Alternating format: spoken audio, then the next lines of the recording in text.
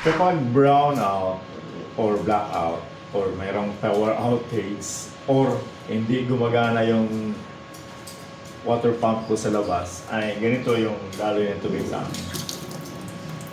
Okay?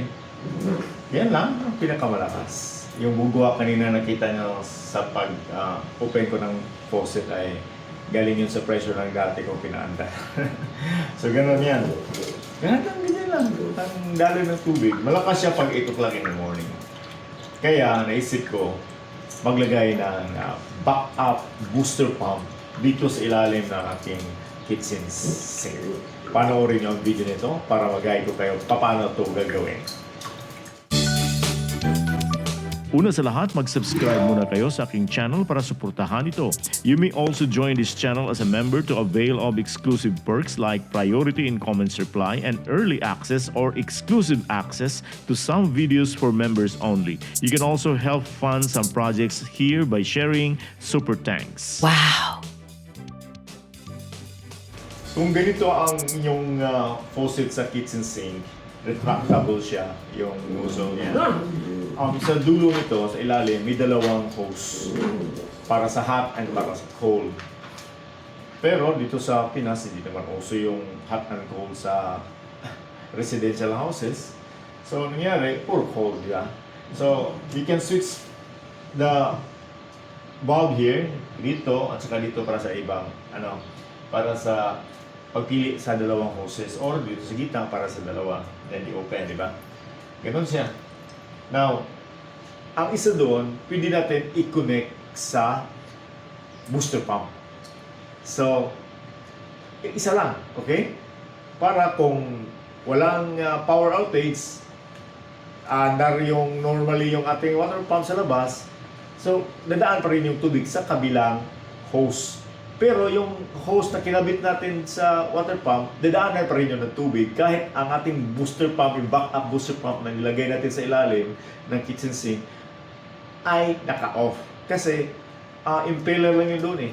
Dumadali lang. Although, yung impeller siguro naka-restrict konti sa daloy ng tubig. But at least okay pa rin kasi dalawa naman ang hose dito, yung isa wala naman naka-restrict. So, yun ang ating operation sa ating backup booster pump dito sa ilalim.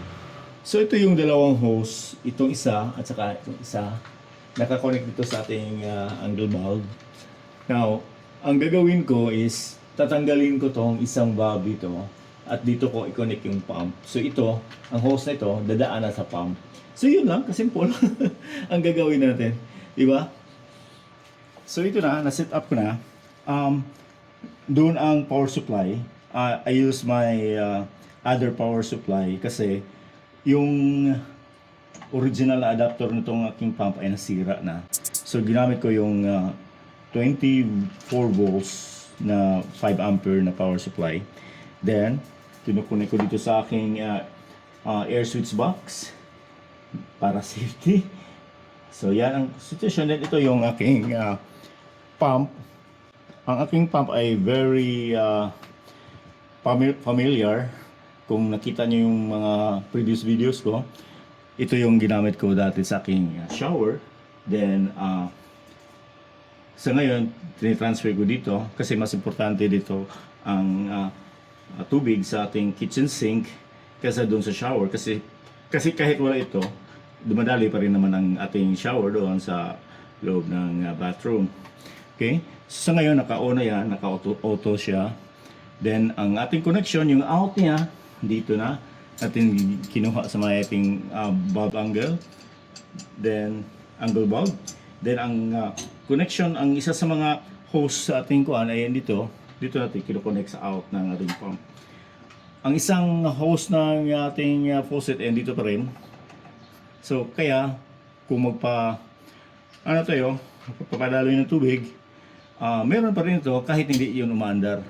Then hindi naman tayo nababahala kahit hindi ito nag-off at nag-function ang ating water pump sa labas kasi ang tubig na galing dun sa labas dadaloy pa rin dito kahit naka-off to.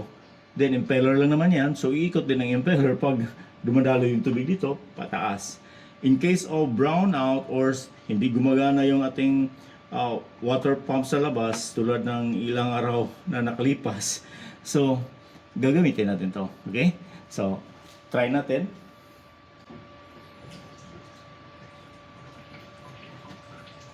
Di umandar siya kasi talagang mahina ang tubig namin dito.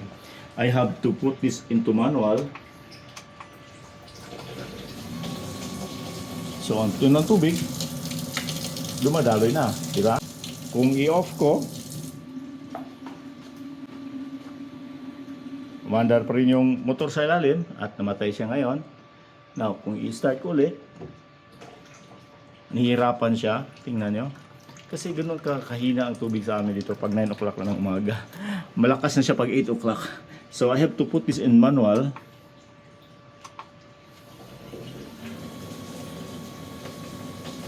So, malakas na rin ang tubig. Di ba? Oh. Tingnan nyo ha, ito ang aking faucet. Pag andito siya, ito yung hose na ginamit niya pa punta sa pump natin. Pag ilagay ko doon sa kabila, yan, mahina siya. Kasi hindi yan dumadaan sa pump. Then, nag-stop ang ating pump. Yan. Okay? So, yung tingnan nyo, hindi siya dumadaloy. Kasi talagang mahina yung tubig sa amin. So, kailangan mo i-manual doon. Okay lang naman, walang problema. Pero there are times na malakas ang tubig, so hindi mo na kailangan na mag-on and off doon sa automatic at manual doon sa pump. Dumadaloy siya ng diretso.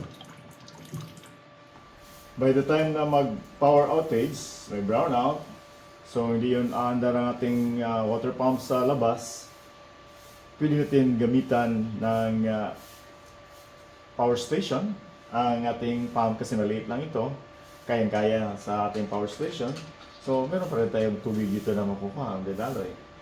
In case na sira yung ating water pump sa labas, pwede rin natin gamitin. So ang gagawin ko lang is I just turn it on and off ang water pump natin yung booster pump natin sa ilalim by using this air switch dito. May extra akong air switch dito sa sink. So pag iwan mo yan, naka-on na yung pump sa labas. Yun, dumadaloy siya. Lumakas ulit ang tubig. Umandar yung pump. Pag off natin to, okay, so automatic nag-off yung ating pump. Again, dito lang magagamit, sa kabila, di mo yan magagamit. Okay? Kasi yung hose dito ay hindi dumaan sa pump. Ang hose kabilang hose lang ang mayroong pump dito. Hindi naman umandar kasi talagang mahina yung tubig na dumaloy mula sa aming service provider. Okay, anyway, if you have questions, please comment it below and I'll be glad to answer all your queries. Salamat.